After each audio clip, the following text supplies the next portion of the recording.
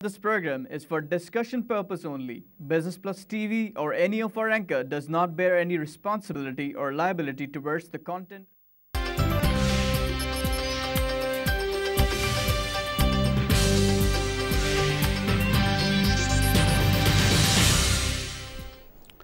This is Business Plus broadcasting live from Karachi, Pakistan. You're watching our post-market show PSX Hotline. I'm your host Tariq Khan Javed. नाज़रीन, post market show में हम final देखते हैं कि जब हम पहले कर रहे होते हैं टिप्स ऑफ द ट्रेड, उसमें तो ज़ाहिर है मूवमेंट चल रही होती है।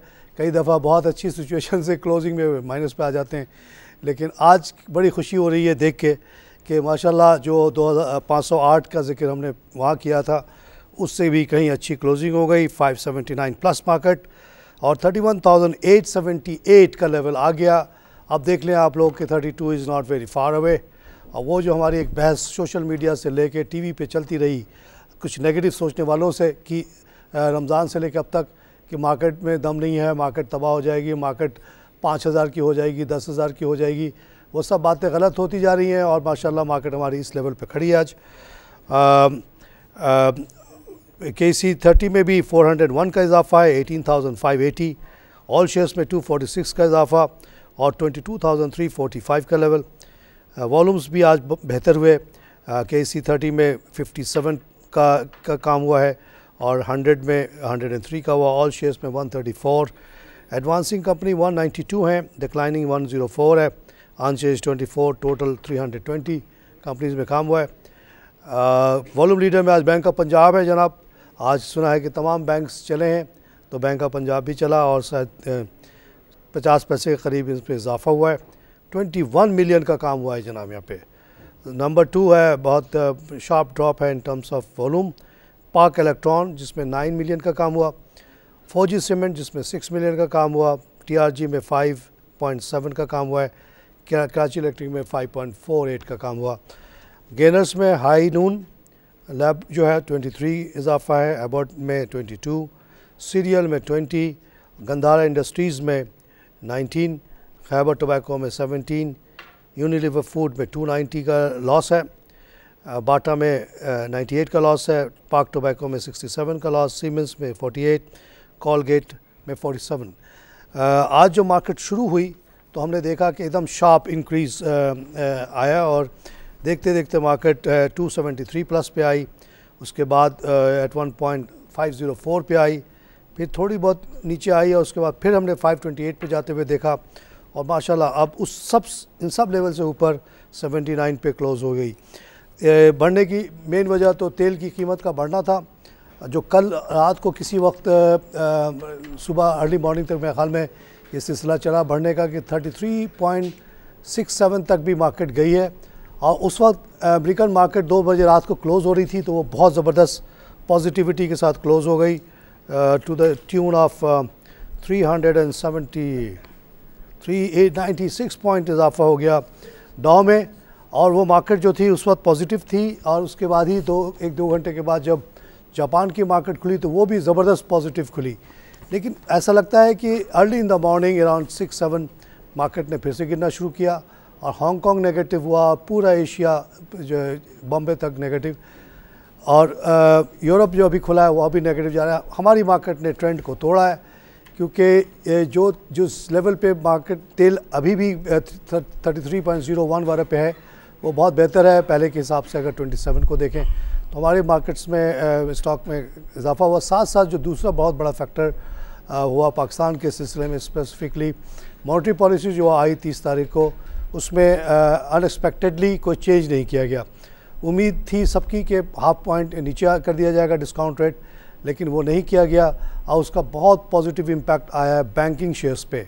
तो बैंकिंग शेयर्स तकरीबन तमाम जो है अपर लॉक्स पे गए हैं और ये वजह रही आज के इम्प्रूवमेंट की।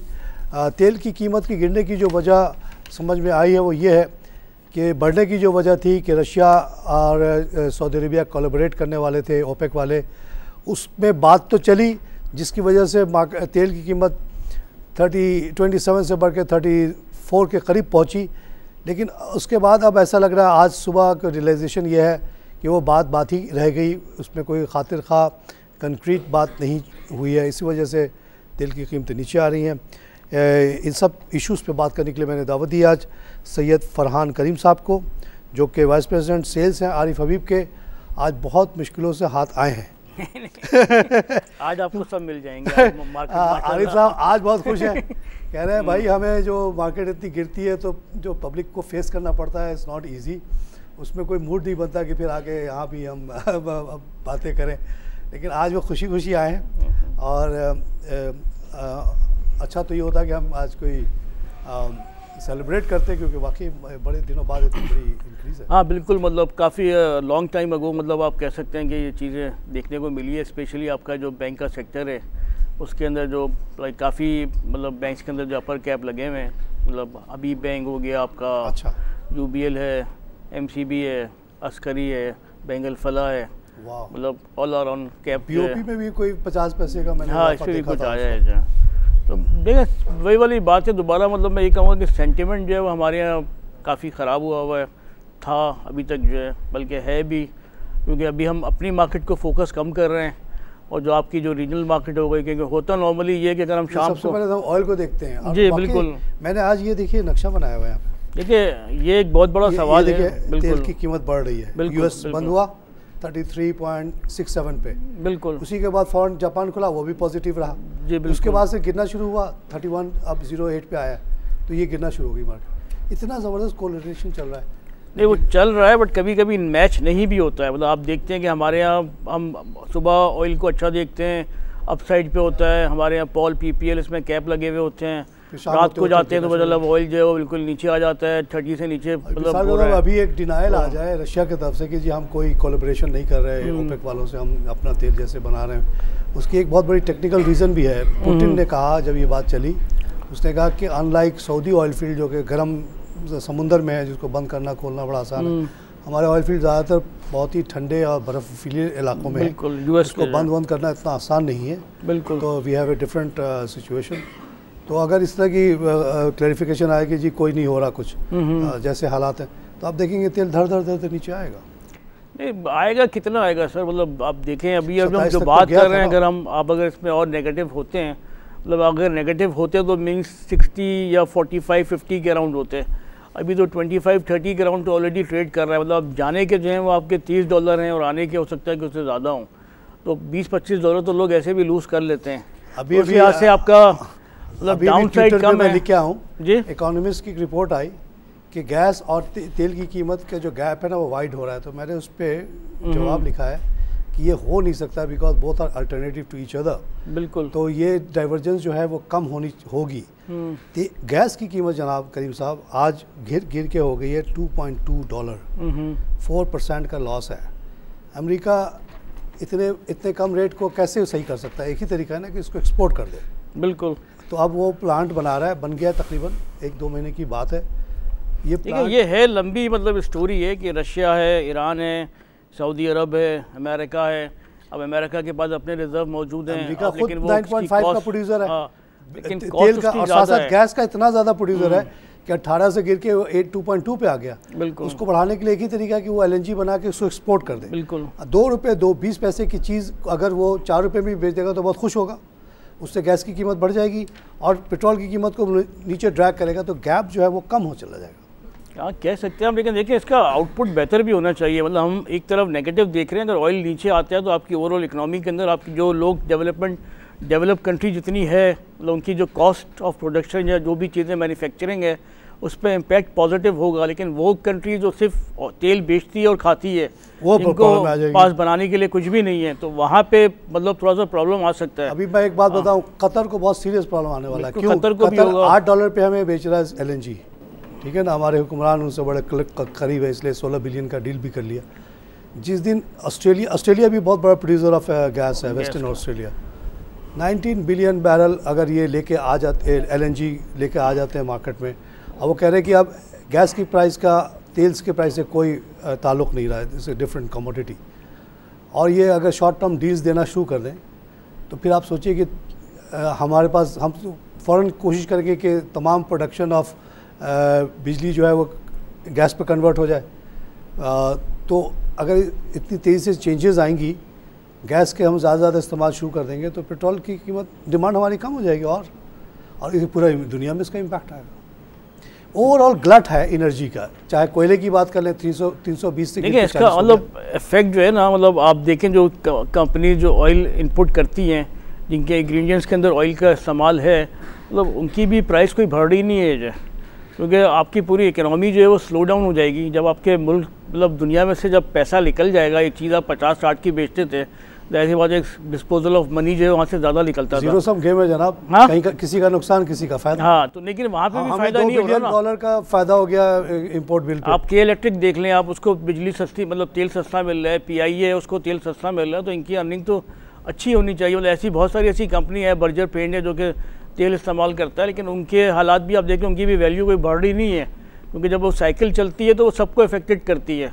तो बेहतर ये कि एक जगह पे आके मेरे ख्याल से प्राइस को स्टेगनेंट होना चाहिए कि वहाँ से फर्दर नीचे ना आए ऑयल जो है, अगर इकनॉमी को खड़ा रहना है, क्योंकि इकनॉमी अगर खड़ी नहीं रहेगी चीज़ें सस्ती तो हो जाएंगी, लेकिन इस्तेमाल करने वाला कोई नहीं होगा, लोगों के पास पैसे ही नहीं होंगे, तो फिर चीज़ चलेगी कहाँ पे जो है। तो इस बेसिस पे हमारी ख्वाहिश अलग बात है और रियलिटी अलग बात है ना। ख्वाहिश आपने जाहिर कर दी, अब रियलिटी में क्या होता है वो आप बिल्कुल वो तो डिफरेंट है ना। बिल्कुल हार्श रियलिटी ये है कि अमेरिका जो कि 1945 से लेके अब तक यानी 2014 तक दुनिया भर से कर्जे लेके खाता रहा, इंपोर्ट करता रहा, एक्सपोर्ट उसकी हमेशा कम रही।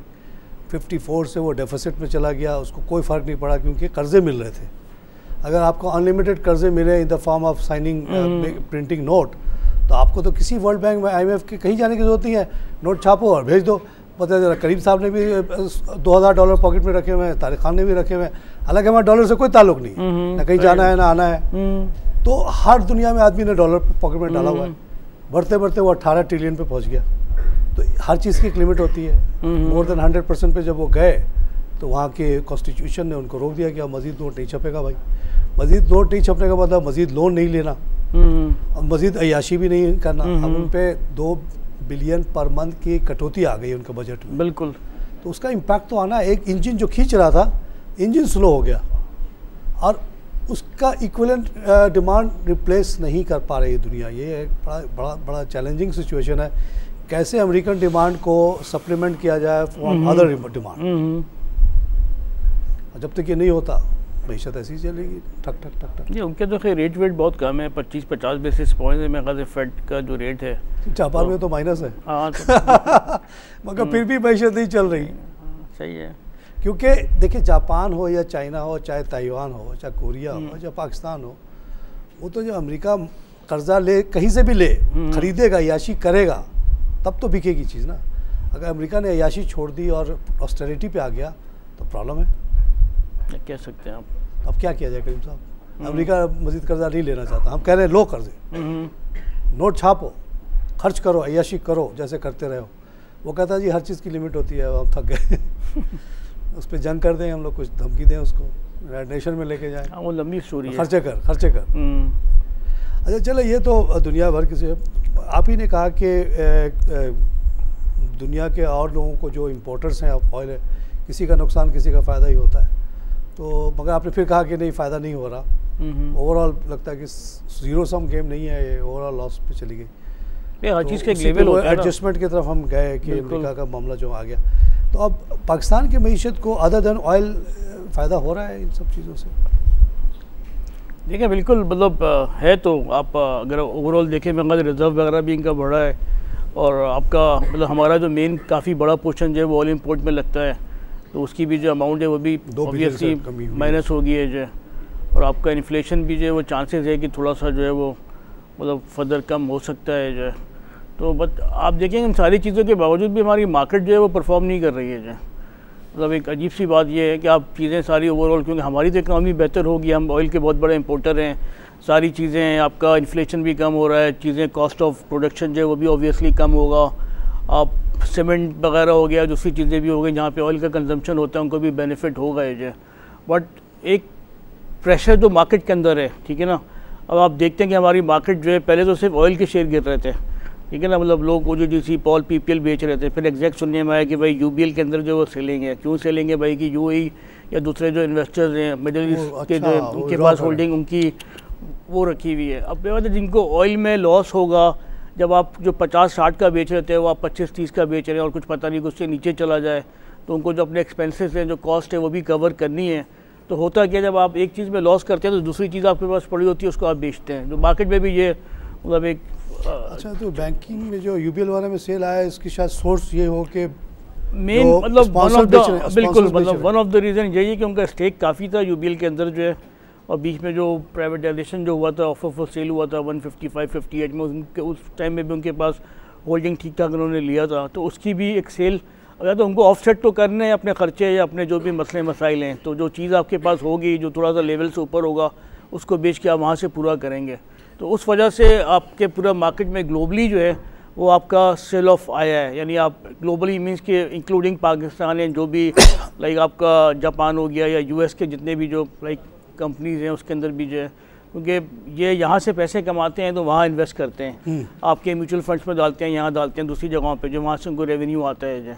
तो उस लॉस को कवर करने के लिए वहाँ पे सेलिंग हुई, और वो सेलिंग जनरली जो है पूरी ग्लोबली सारे स्टॉक में जो है उसके अंदर आपको देखने को मिला है।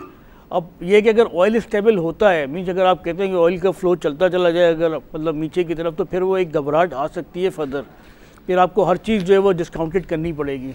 और अगर ऑयल फर्दर डिक्लाइन नहीं करता है, पॉपुलैरिटी को छोड़ते हुए एक हार्ड फैक्ट मेरी एज ए फीलिंग है कि ये तेल गैस मज़ीद नीचे आता रहेगा, because there is so much supply. जहाँ तक आपने गल्फ़ की इन्वेस्टमेंट की बात की, एक बहुत अच्छा पॉइंट आपने निकाला, ये मेरे जहन में नहीं था। ओवरऑल तो फॉरेन सेलिंग आ रही है, हम देख रहे हैं, वो तो उसकी टोटल सिचुएशन है। लेकिन ये जो कुछ हमारे बड़े बड़े इदारे हैं जिसमें बहुत बड़ी बड़ी इन्वेस्टमेंट गल्फ़ वालों की है, आज फलाह बैंक में भी इतना बहुत बड़ा है, यूबीएल में है, और पता नहीं कहाँ कहाँ, किन किन इदारों में इनकी होल्डिंग बहुत ज़्यादा है जहाँ पे हमें ख़तरा है कि वो बेच के निकलेंगे तेज़ी से? देखिए अभी जितना होना था मेरे ख्याल से ऑलमोस्ट काफ़ी हद तक तो हो गया है, ठीक ना। मतलब मेन आपका देखिए, जब हर जगह एक चीज़ होती है कि जब गोरे मतलब बाहर आते हैं फॉरेनर्स जो हैं, जब फॉरेनर्स बाहर आते हैं तो लोग उसको बहुत अच्छा समझते हैं कि फॉरेनर बाहर आ गए। लेकिन अगर फॉरेनर किसी लाइक फ्री फ्लोट का 25-50% से ज़्यादा ले लेते हैं, तो फिर जब वो बेचने आते हैं तो उसको मार्केट के ऑब्जॉर्व करने में भी मतलब लोगों के पास उतने बायर होने चाहिए कि जब वो नहीं होते हैं तो फिर मार्केट की जो शेयर्स की जो वैल्यूज़ है वो फिर काफ़ी हद तक बिल्कुल ही अंडर पार चली जाती है, मतलब जो बिलो एक्सपेक्टेशन है वहाँ पे ट्रेड कर रहा होता है, क्योंकि आपके बाय सारे ख़त्म हो चुके होते हैं। तो सेम एस हमारे यहाँ भी जो वो चीज़ देखने में आई है कि आप अगर गौर करें, जो साइड बोर्ड आइटम जितने हैं, जैसे अगर आप स्टील ले लेते हैं, मुगल स्टील है या दूसरे जो भी साइड के आइटम है, वो इतने नहीं गिरे हैं, ठीक है ना। जैसे क्रिस्टन स्टील है या और भी जो जिनकी होल्डिंग पाकिस्तानी है, जी जी, जिनकी जिनकी मतलब बाहर वाले ने जिसमें इंटरेस्ट नहीं लिया, बिल्कुल पार्टिसिपेट नहीं किया हुआ, जिनकी होल्डिंग नहीं है। अब आप OGDC देख लें, ये मतलब मार्केट हमारी कहाँ पे थी और कहाँ पे आ गई है। OGDC का रेट तो मेरे ख्याल से वो 11-12 हज़ार वाले इंडेक्स का आ गया है। अगर आप वैल्यू चेक करें कि 108 रुपये, 109 रुपये बहुत बड़ी होल्डिंग थी ना, इनकी होल्डिंग बड़ी है। उनको अगर बेचना है, भी बिकता है वो जी, उनको मतलब अगर बेच करके निकलना है तो फिर वो रेट नहीं देखते कि क्या रेट है, मतलब जस्ट सेल ऑफ। उनको तो लिक्विडिटी इशू है, तो सेम एज आपका OGDC हो गया, UBL हो गया, PPL हो गया, पॉल हो गया। मतलब इन स्क्रिप्ट में अगर आप देखें तो उन्होंने यानी मतलब रेट को नहीं देखा, उन्होंने जस्ट बेचा है ये जो है। अब कोई चेंज अगर आ जाता है फंडामेंटली ऐसा बड़ा जो है, तो फिर हो सकता है कि इनकी वैल्यूज़ जो है वो दोबारा मतलब बेहतर हो जाए। क्योंकि साहब यहाँ पे एक छोटी सी ब्रेक लेनी है, नाज़िम हम लेंगे यहाँ पे एक छोटी सी ब्रेक के बाद फिर हाजिर होते हैं।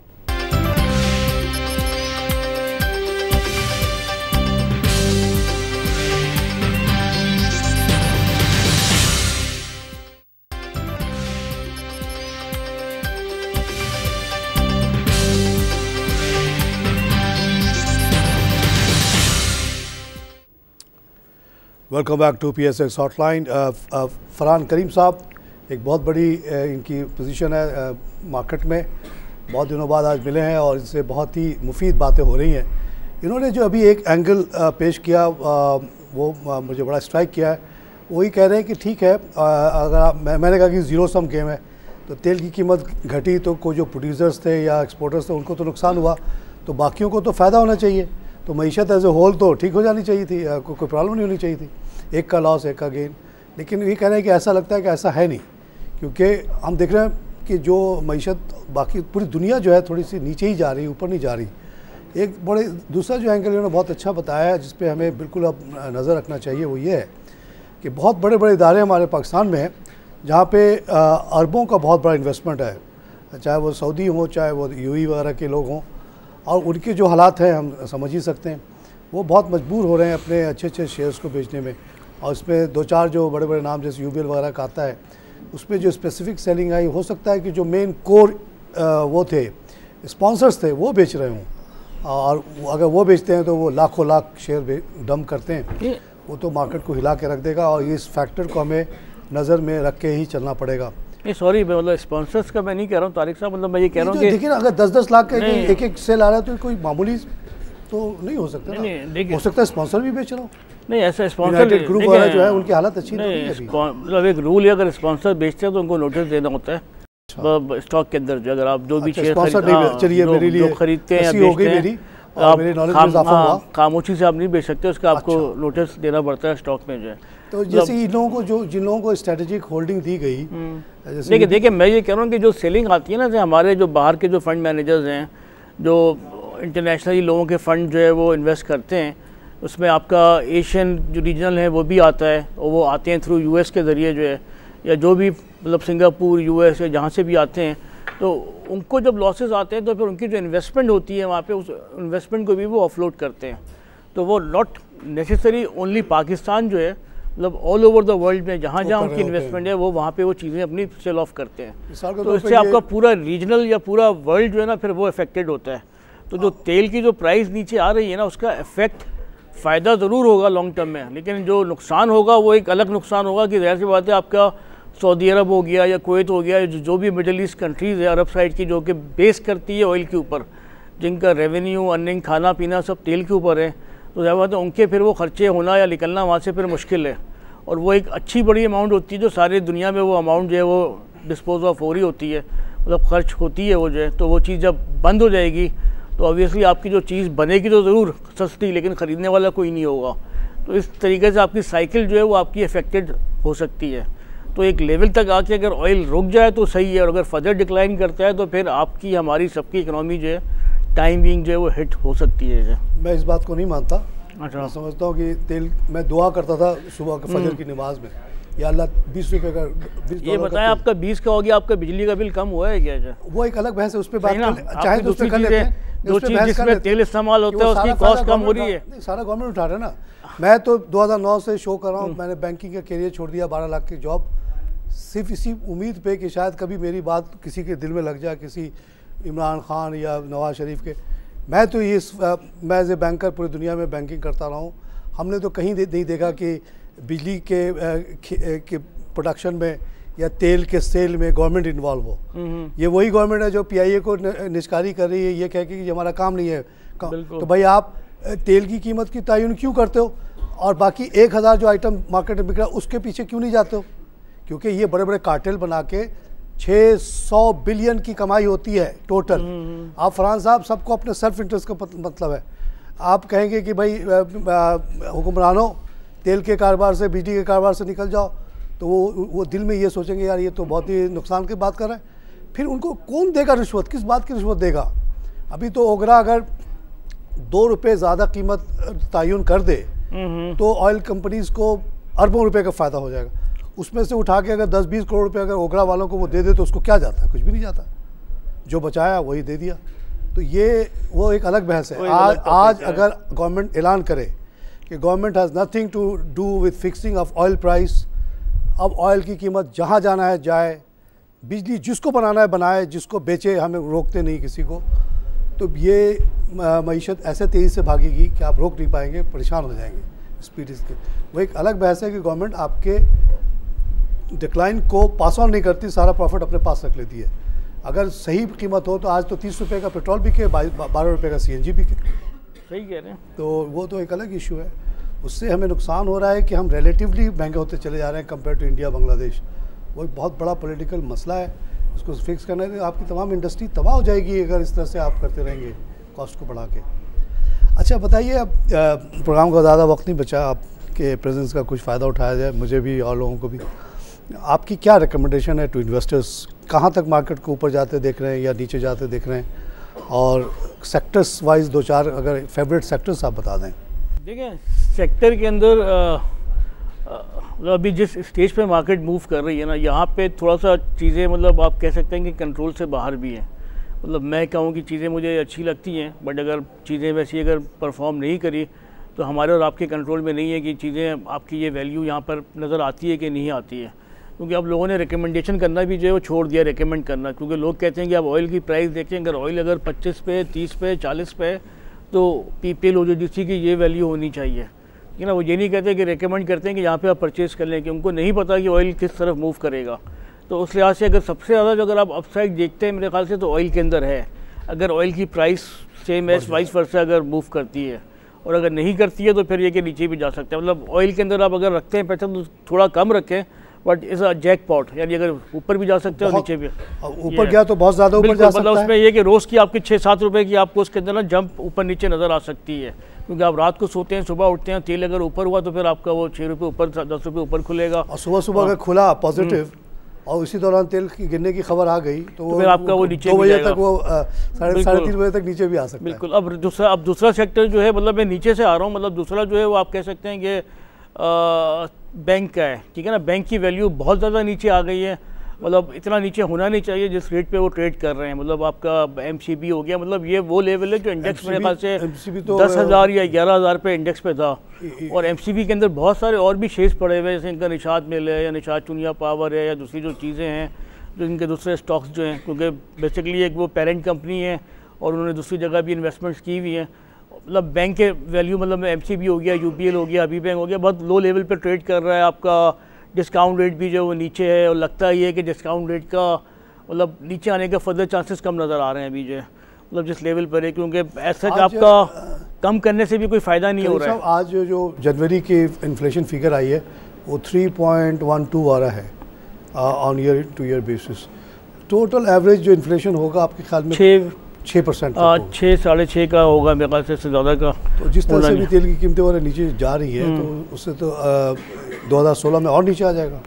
नहीं, वो नीचे तो नहीं आएगा मेरे ख्याल से, लगता है थोड़ा सा ऊपर जा सकते हैं। अब यहाँ पे हाँ, मतलब हमारे यहाँ मतलब चीज़ें ऐसी नज़र तो नहीं आ रही ना, मतलब ये कि थोड़ा बहुत क्रेडिट ऑफ टेक आपका हो सकता है कि बढ़ जाए, बट ये कि ऐसी मतलब जितना फ्लो आना चाहिए पैसे के जितनी, क्योंकि जब पैसा सस्ता होता है तो थोड़ा इंडस्ट्रियल ग्रोथ जो है वो ज़्यादा आनी चाहिए, क्योंकि आपको जो पहले 12-13 पे मिल रहा था वो आपको 6-6.5 और 5% पे अगर आपको मिल रहा है तो कंपनी की एक्विजिशन होती है, रिस्ट्रक्चरिंग होती है, दूसरी चीज़ें बंद कंपनी खुलती हैं जब आपको सस्ते पैसे मिल रहे होते हैं। मतलब ये सारी चीज़ फ़ायदेमंद है, बट चीज़ें देखने को आ रही नहीं है ऐसी, मतलब ऐसी कोई स्टोरी हमें नज़र नहीं आ रही इसकी। हम सुबह अखबार पढ़े, हमें कोई अच्छी खबरें मिलें जो है जिसका इम्पैक्ट जो है वो मार्केट के अंदर हो। आपका तेल नीचे आ गया, इंटरेस्ट रेट नीचे है, डिस्काउंट रेट मतलब नीचे, आपका मतलब आपकी फिर आपका CPEC जो है वो भी सामने है। चाइना की इतनी बड़ी इन्वेस्टमेंट यहाँ पर आएगी, वो इन्वेस्टमेंट आएगी तो आपका सीमेंट, सरिया, स्टील सब जो है उसकी एक मतलब ठीक ठाक टर्नओवर बढ़ेगा।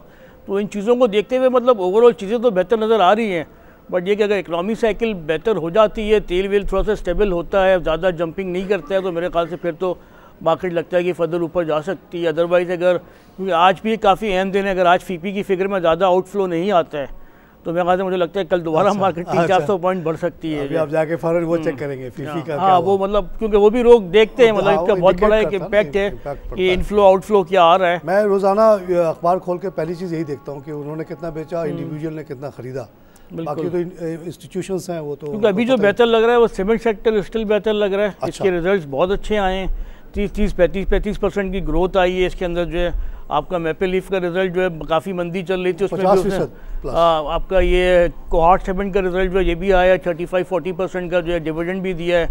और ये मेरे ख्याल से सीमेंट सेक्टर एक वाइस सेक्टर है जो अभी तक मतलब थोड़ा सा बचा हुआ है नज़र से, जो है कि वो 3-4 साल से जो है परफॉर्म कर रहा है और माशाल्लाह अच्छा पे आउट भी कर रहा है जो। उसके बाद मेरे ख्याल से सेकंड आप कह सकते हैं कि फार्मा जो है, अच्छा मतलब फार्मा में अगर आप सल देखें, ग्लेक्सो देखें, मतलब इन लोग बहुत से लोग काम नहीं करते हैं क्योंकि शेयर बड़ा शेयर है। फिरोज ने तो कमाल कर दिया। हाँ बिल्कुल, वो तो हेपेटाइटिस की दवाई की वजह से, मतलब इस पे वॉल्यूम कम होता है, लेकिन इसमें इंडेक्स के अंदर इसकी मेरे ख्याल से मतलब 30-40% की इसके अंदर जो है ना वो मतलब इनपुट होगी, जो आपका इंडेक्स जो बढ़ा है मेरे ख्याल से मेन अगर आप ले लें मेरे ख्याल से तो सीमेंट होगा, फार्मा होगा और आपका ऑटो कह सकते हैं। बिल्कुल, ऑटो बहुत अच्छा कर रहा है सर, अब सेल बढ़ती चली जा रही है। और बिल्कुल साइकिल, मोटरसाइकिल की भी सेल 28% बिल्कुल, और ऑटो की तो 55%। नहीं, वो कह रहे हैं ना कि सब ये जब चाइना वाइना का आएगा तो इस पर जो चीज़ें इस्तेमाल होगी वो ले जाने के लिए वो ट्रक वगैरह इस्तेमाल होगी है ना, ये इसीलिए गंधार निशान वगैरह में अपनी मूवमेंट देखी है। अब लोग थोड़ा सा काफ़ी एफिशिएंट मार्केट है कि लोग आगे की भी सोच रहे होते हैं कि ये चीज़ आएगा तो ये चीज़ जो उसकी एक्टिविटी बढ़ जाएगी, तो इस बेसिस पे ऑटो मेरे ख्याल से सही कह रहे हैं आप। ऑटो ने, फार्मा ने, इन्होंने काफ़ी अच्छा परफॉर्म किया, सीमेंट ने किया। जो मेन जो मार्केट को नेगेटिव लेके गया है वो आपका बैंक लेके गया और ईएनपी सेक्टर जो है, इन दोनों ने। और सेक्टर साहब ये जो जिसको हम कह सकते हैं केमिकल सेक्टर, जैसे जिसमें लोटे वगैरह आता है, सितारा है, प्रोक्साइड है, या वो एक तो इनका भी एंग्रो का भी है, पॉलीमर। ये जो पेट्रोल से रिलेटेड केमिकल इंडस्ट्री है, ये भी कहाँ, इनकी वैल्यू कहाँ ऊपर आई? ये भी नीचे आ गई है सारी। आप देखिए लोग पहले कहते थे तो लॉट कैम के अंदर जो है वो ऑयल का बहुत बड़ा कंजम्पशन है, जो अगर तेल नीचे आएगा तो इनको बहुत बड़ा बेनिफिशियरी होंगे। बट उसकी वजह ये है कि साहब ये मतलब चाइना में उसकी डिमांड शायद कहते हैं कि उसकी कम हो गई है, प्राइसेस कम हो रही हैं। नहीं, उसका जो बेसिक वो चीज़ बनाता है वो पेट्रोल के बाई प्रोडक्ट। पेट्रोल के जाहिर है मिडिल ईस्ट में पैसा भी बहुत था, तेल भी बहुत था, तो उन्होंने जो वहाँ प्लांट लगा दिए ना, ये इन चीज़ों के बहुत बड़े बड़े प्लांट लगा दिए। उनको परवाह नहीं थी फिजिबिलिटी की, जो भी होगा। मेरा ख्याल है पाकिस्तान वगैरह की प्रोडक्शन कैपेसिटी को तो उन्होंने कंसीडर भी नहीं किया। चाइना वगैरह अब उसकी वजह से उनमें भी गलत है, पेट्रोलियम के साथ साथ पेट्रोलियम रिलेटेड प्रोडक्ट के भी गलत है। अभी मेरी बात हो रही थी कुछ लोगों से जो केमिकल बारे में डील करते हैं, वो कहते हैं जनाब पेट्रोलियम के साथ साथ उनके प्रोडक्ट की वैल्यू बहुत नीचे आ गई है, लेकिन कस्टम वाले जो है ना अभी तक वही पुराने रेट पे टैक्स ले रहे हैं, उससे उनको बहुत ज़्यादा प्रॉब्लम हो रही है। ये मसला वही ना कि तारिक साहब कमोडिटी की प्राइसेस बहुत नीचे आ गई हैं, हर कमोडिटी नीचे चली गई है, चाहे आपका कॉपर हो, चाहे मतलब हमारे चावल हो, हमारे गंदम हो, हमारे रुई हो, चीनी हो, सब चीज़ नीचे जा रही है। तो उस लिहाज से फिर आपको मतलब होना तो चाहिए बेनिफिट जो है सच जो लोग यूटिलाइज़ करते हैं, बट ऐसा चीज़ें देख रहे हैं आपके जो है टेक्सटाइल इंडस्ट्री है वो भी कहाँ परफॉर्म कर रही है, मतलब वो चीज़ें तो नज़र नहीं आ रही उसके अंदर वैल्यूज़ के अंदर जो है, मतलब आपके क्योंकि फिर बात वही आ जाती है कि भाई चाइना की इकनॉमी जो है वो स्लो डाउन हो गई है, ग्रोथ कम आती है, इकनॉमिक डाटा जो है वो कम आ रहा है, जॉब डाटा नीचे आ गया, आपको इस किस्म की स्टोरीज़ मिलती हैं। मतलब हम और आप तो उन चीज़ों को सिर्फ देख रहे होते हैं और सोच रहे होते हैं कि ये क्या चीज़ें आ गई हैं जो है, कि यूएस की मार्केट क्यों गिर गई भाई, क्योंकि जॉब डाटा कम आ गया है जो है, या आपका चाइना की फिगर जो है वो नेगेटिव आ गई बहुत ज़्यादा। तो अब बहुत ज़्यादा यानी इंटैक्ट कर दिया है चीज़ों को, मतलब हमारी मार्केट इतनी इंटैक्ट नहीं है, एकदम दुनिया लगता है कि एकदम एक हो गई है। बिल्कुल आपकी यानी अमेरिका की 2 बजे रात की क्लोजिंग अगर आप ना देखें तो यू कैन नॉट से कि व्हाट विल हैपन। देखिए मसला वही है कि हमारे यहाँ से अगर ये फीपी की फिगर से अगर गोरे जो भी बेच बाच के अगर निकल जाते हैं ना, तो फिर ये है कि मार्केट थोड़ा सा क्लियर हो जाएगी। अरे ये बात मैं 2009 से मैं कहता रहा हूँ, क्योंकि मैंने जनाब 98 में बड़ा सफ़र किया, जब ये एक आदमी है जॉर्ज सोरोस, आपको याद होगा, उसने मलेशियन करेंसी पे खेला, उससे पहले यूके करेंसी को भी गिराया था, उसने कह के गिराया था कि अभी मैं यूके करेंसी गिरा के दिखाता हूँ, एक आदमी ने गिरा दी थी। तो वहाँ जो करेंसी के जो खेल उसने खेला, उसके बाद जो पूरा क्लब्स आया वहाँ पे, इंडोनेशिया, मलेशिया, करेंसी 1/5 हो गई। इंडोनेशिया वाले में राइट शुरू हो गया, रोड पे निकल आए लोग। और वो उस ज़माने में मैं हांगकॉन्ग शंघाई में था, वो इलाका देख रहा था, इतनी बुरी हालत हमारी हुई, हमें लगता था कि क़यामत आ गई है, अब दुनिया ख़त्म हो रही है। वजह क्या थी? Outflow of foreign investment in a very very rapid manner, इसको कहते हैं लिक्विड। तो जब 98 में पाकिस्तान में कोई ख़ास फॉरेन इन्वेस्टमेंट नहीं, यहाँ कुछ भी नहीं हुआ। अब ये जो 6-7 बिलियन का इन्वेस्टमेंट आ गया, इससे मैं बड़ा डरता हूँ। किसी दिन किसी वजह से भी पैनिक सेलिंग कर देंगे तो हमारी मार्केट बिला वजह तबाह हो जाएगी। इसलिए मैं आपके साथ दुआ करता हूँ कि ये लोग लेके जाएँ, 40 मिलियन पिछले महीने ले गए, सब ले जाएँ, लेकिन जब और लोग पाकिस्तानी खरीद लें।